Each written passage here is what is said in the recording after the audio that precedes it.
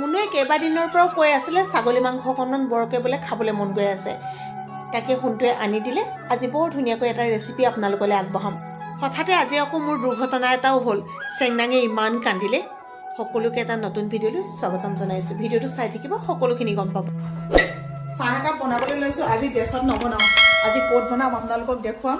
খুব ধুনীয়া এটা বস্তু আনি থৈছোঁ, গতিকে এনেও ব্যৱহাৰ কৰিয়ে থাকোঁ আৰু ভাল বস্তু এটা আনিলে আপোনালোকক দেখুৱাবলৈও মন যায় নহয়। আজি বনাম ইয়াতে একাপ চাহ।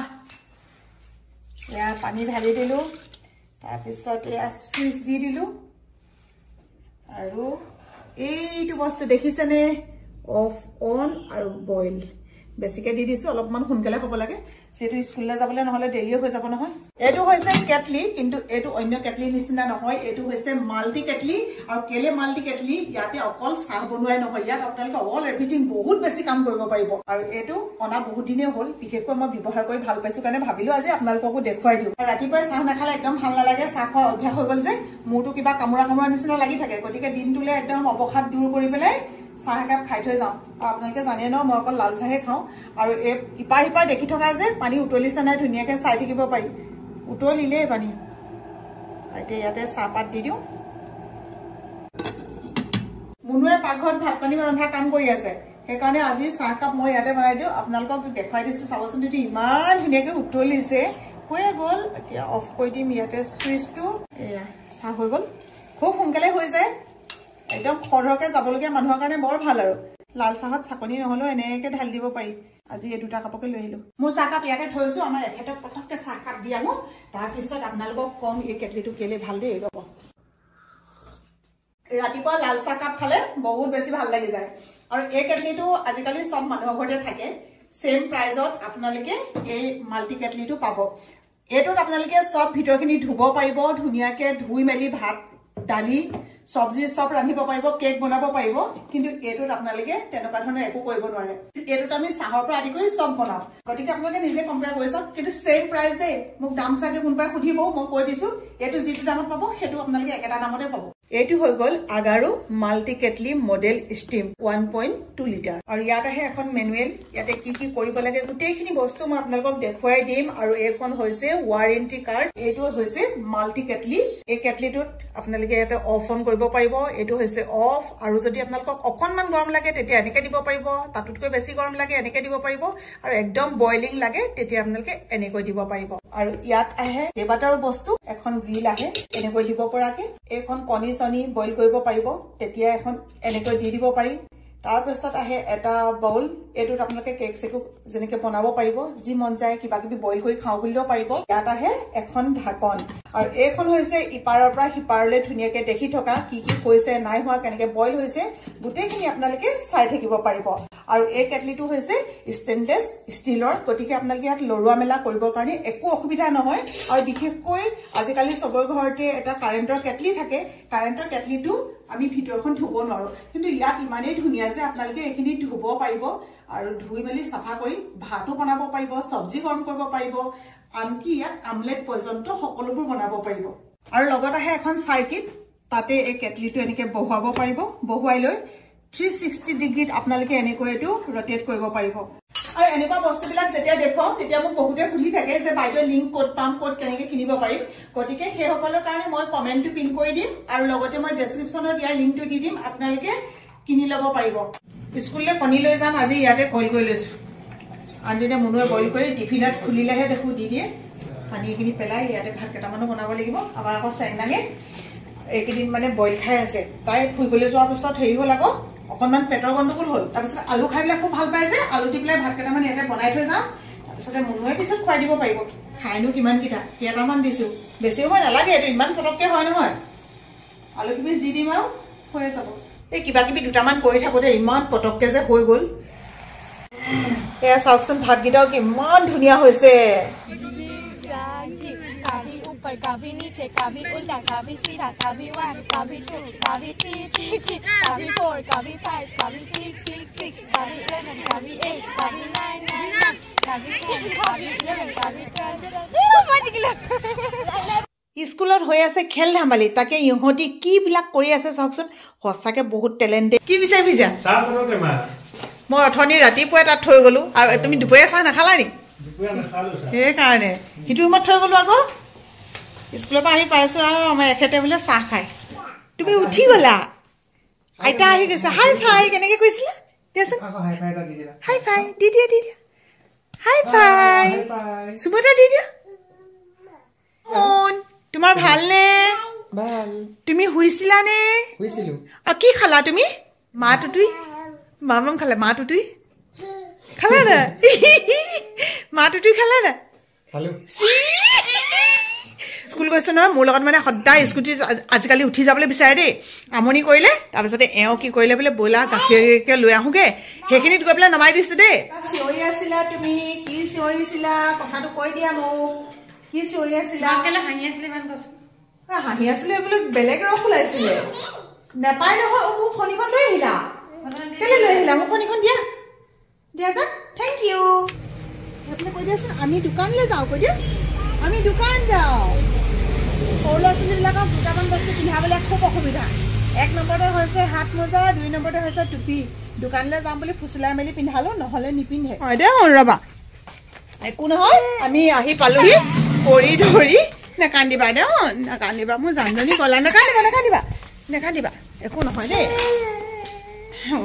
নহয় একো নহয় এয়া বিস্কুট দেই ৰ'বা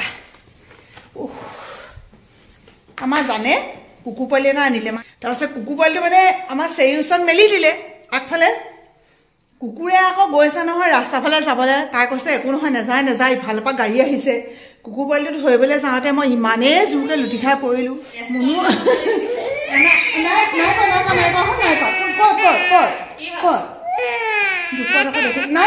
নাই পোৱা নহয় এইবোৰ খুলি দিছোঁ দিয়া মই দুখ পালোঁ বুলিয়ে ছোৱালীজনীয়ে কান্দি আছোঁ নাই পোৱা নহয় মই নাই পোৱা নহয় যা দেই মই দুখ নাই পোৱা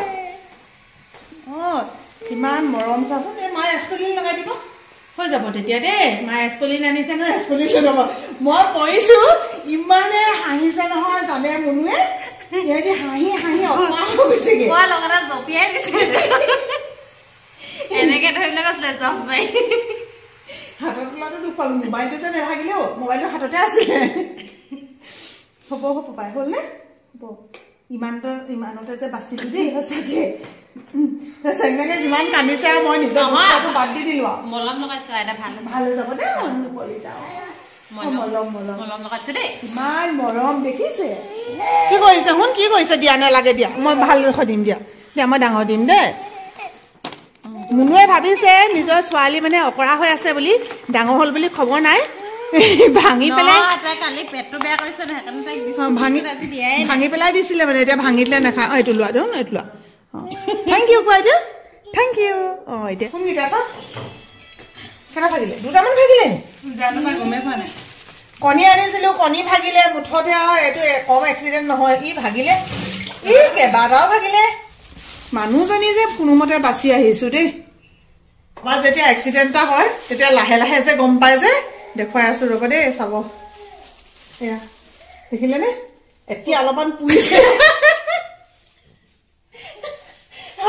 হাঁহিবলৈ আহিছা হে এতিয়া আকৌ কিন্তু চেঙালক লগাই দি মোক মায়ে মাৰিলে বুলি এতিয়া বৰ্লিং এস্পলিন কি লগোৱাহি ইছৰাম নিচে তাকো দুখ পোৱা নাই দেই মই সঁচাকৈ চাওকচোন বাৰু কুকুৰৰ লগতে সোণটো কিবা খেলি আছে নে দেখুৱাওঁ বাবলুক দেখুৱাবলৈহে ভাল কুকাৰ এটা আছিলে নেকি কোনটো কুকাৰ সেইটো ৰাইচ কুকাৰ ন বেলেগ আৰু দেই প্লেটো আছে ছাগলী মাংসৰ এটা ধুনীয়া ৰেচিপি দিবলৈ লৈছোঁ আৰু ছাগলী মাংসখিনিৰ লগত ইয়াত মই অলপমান মেৰিনেট কৰি ৰাখিছিলোঁ মা মছলা অলপ দিলোঁ জিৰা ধনিয়া গৰম মছলা তাৰপিছতে পিঁয়াজ কাটি দিছোঁ অলপমান ডাঙৰকৈ আৰু ইয়াতে আছে অমিতা 5টা ডাঙৰ আলু আৰু অলপমান পিঁয়াজ এইফালে আদা নহৰু গৰম মছলা আৰু তেজপাত ৰেচিপিটো আৰম্ভ কৰোঁ একদম সহজ বনাবলৈ মই যিকেইটা ৰেচিপি দিওঁ বনাবলৈ খুব সহজ কিন্তু খাবলৈ অত্যন্ত সুস্বাদু অলপমান আদা নহৰু এয়া অলপমান চেনি আৰু এতিয়া দিম তেজপাত এতিয়া দিওঁ হালধি আপোনালোকে তেলতে দিব বিশেষকৈ ছাগলী মাংস ৰান্ধিলে যে একদম তেলতে দিবই দিব তেলত দিলে মানে ইয়াৰ কালাৰটো চাবচোন ইমান ধুনীয়া হয় মই ৰং জলকীয়া অকণমানো ইয়াতে এনেকৈ দি দিম এবাৰ উজু এতিয়া ইয়াতে ঢালি দিম মই মাংসখিনি সেইটো মেৰিনেট কৰি ৰাখিছোঁ মই বেছি সময় মেৰিনেট কৰিব নোৱাৰিলোঁ সময়টো কমটি হ'ল কম সময় কৰিলেও হৈ যায় মই কিন্তু কেতিয়াবা মেৰিনেট নকৰাকৈও ছাগলী মাংস ৰান্ধোঁ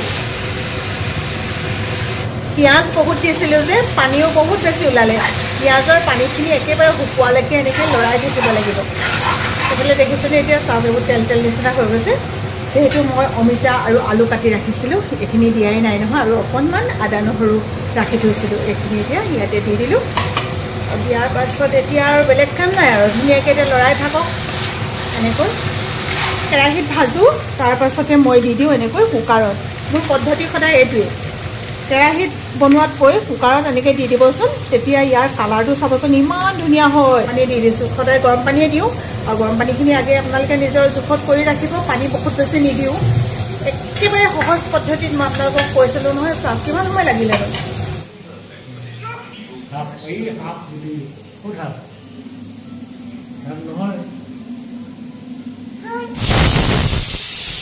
এইফালে চিটি দিছে প্ৰায় 6টা 7টা মই চিটি দিয়াৰ পাছত কুকাৰটো বন্ধ কৰি দিওঁ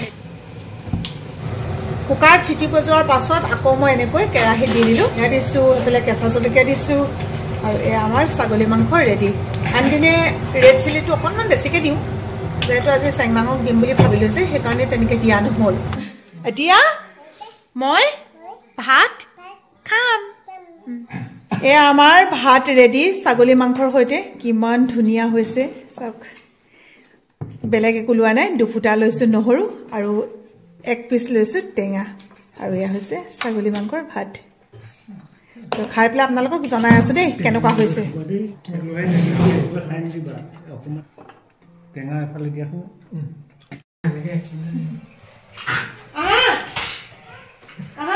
মোৰ যে পৰাখিনি এই কঁকালে চকালে অকণমান এনেকৈ বিষ চিঘু হৈছে ক'ত ক'ত দুখ পালোঁ মানে ইমান গম নাপালোঁ নহয় এতিয়াহে অনুভৱ কৰিছোঁ তথাপিও ঘূৰাই বোলে মোক নালাগে বনাব বুলি কৈছিলে কিন্তু মই নিজেই ৰান্ধিলোঁ আৰু ৰান্ধি মেলি খাই বৈ এতিয়া মস্তি আজৰি হ'লোঁ কাইলৈ কাৰণে আৰু কেনেকুৱা কি হ'ব নাজানো আৰু যদি বেছিকৈ বিষ চিঘ হয় সেইটোও নাজানো যে কি নহওক শেহতীয়াকৈ হ'লেও অকণমান মৰম কৰি দিলে যে সেইটো কাৰণে ভাল লাগিছে এতিয়া ভিডিঅ'টো পাই বিদায় লৈ দিওঁ ভিডিঅ'বিলাক আচলতে এইকেইদিন খুব ভিউজ কমিছে কিন্তু যিসকল ভিউৱাৰ্ছে চাইছে ইমান কামৰ মাজতো গতিকে তেওঁলোককতো আমি ধন্যবাদ দিবই লাগিব আৰু যিসকলে হয়তো কামত ব্যস্ত হৈ আছে আমি আশা কৰিম যে কাম বনবোৰ শেষ কৰি লাহেকৈ আমাক অকণমান হ'লেও মৰম দিব বেটা মানুহ বাই বাই কৈ দিয়াচোন এইফালে এখন বাই বাই চুমু এটা খাই দিয়া আমি বিদায় লৈছোঁ দেই বাই বাই দেউতা বাই বাই ক'ত আছে এইফালে দেউতা কিবা কৰি আছিলে এইফালে বাই বাই